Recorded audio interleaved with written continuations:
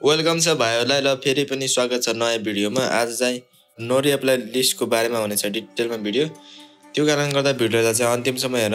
ल सुरुमा चाहिँ हामी जाम बिजिएनको नेपालको अफिसियल वेबसाइटमा। अनि हामी चाहिँ ब्रिज गोर्खा नेपालमा गइसकेपछि हामी चाहिँ भित्र गएर हाम्रो चाहिँ हेर्ने भनेको हाम्रो गोर्खा रिक्रुटमेन्ट।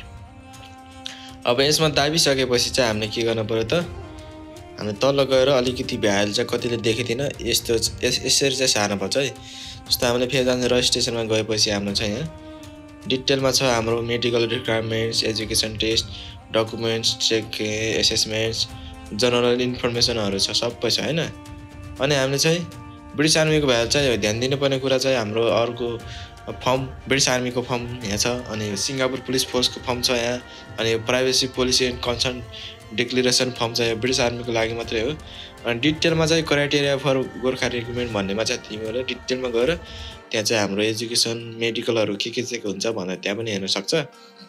सो अहिले चाहिँ म डिटेलमा तिमीहरूलाई नोरी एप्लाईको लिस्टको बारेमा भन्न गइरहेको छु, जुन चाहिँ हाम्रो वेबसाइटमा पब्लिस गरिएको छ। हामीले चाहिँ यहाँ गएर डाउनलोड गरेर हामीले हेर्न पनि सक्छौँ।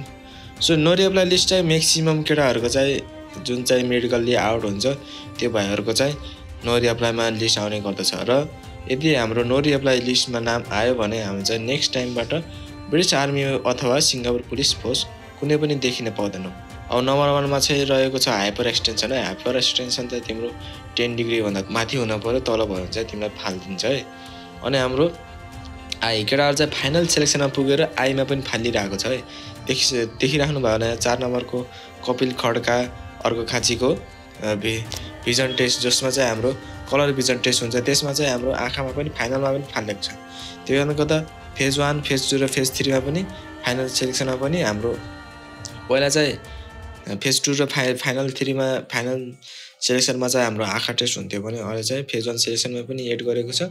त्यो कारणले गर्दा फेज 1मा पनि पास भयो भने तिम्रो चाहिँ डिटेलमा अझै पनि राम्रो तयारी गर्नुपर्छ। यदि तिमीहरूको आँखामा त्यस्तो प्रब्लम छ भने चाहिँ तिमीहरूले देख्दैनौ भने चाहिँ नबिर्दा राम्रो।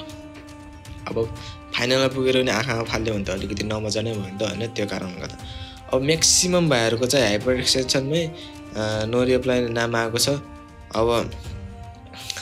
अब कसैको ओभरल्याङ टोएज भएर होइन, अब भिजन एक्चुअल अब जस्तै फेज 2मा पनि फालिदिएको छ आँखाको टेस्टमा होइन, कलर प्रिसेप्सनमा पनि फालिदिएको छ।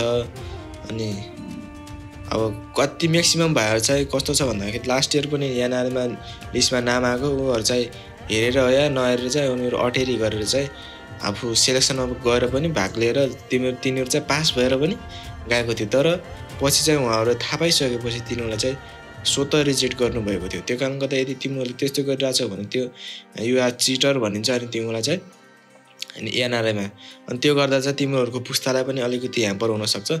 त्यो कारणले गर्दा पनि अलिकति चाहिँ केयरफुल हुनुपर्छ है। अब म्याक्सिमम भाइहरूको चाहिँ हाइपर एक्सटेन्सनमै हो, अरू मेडिकलहरू चाहिँ अब बेसिकली भइरहेको हुन्छ केटाहरूको। सो त्यो कारणले गर्दा ऊ फेस स्क्यानिङमा पनि फालिदिएको छ बाजुराको भाइ एउटा होइन, इमन्त दर्लामी भन्ने। अब उसको के अरे स्क्यानिङ भनेको धेरै तिम्रो फेसमा चाहिँ त्यस्तो खालको लास्टै अलिकति ह्याम्परै पुग्ने खालको छ भने चाहिँ त्यसमा चाहिँ फाल्ने गर्छ है। सो आजको भिडियो चाहिँ यति नै छ, तिमीले पुरा डिटेलमा गएर हेर्न सक्छ होइन। त्यो कारणले गर्दा अब म मेरो सुर्खेत जिल्लाको हेर्छु है त। सुर्खेत जिल्लाको चाहिँ अलि तलै छ क्या जस्तो छ।